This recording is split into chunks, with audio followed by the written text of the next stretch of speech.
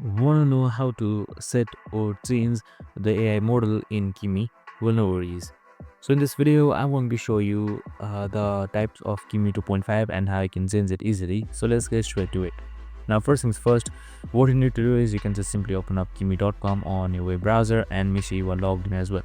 So we have also created a video on how to log in, so make sure to watch it. So once you have opened it up, you should be provided with this interface right here. And on the left side again, the simplistic in one of these. So once I've seen this prompt on the rightmost side, you should be seeing this drop down box that says K2.5 instant.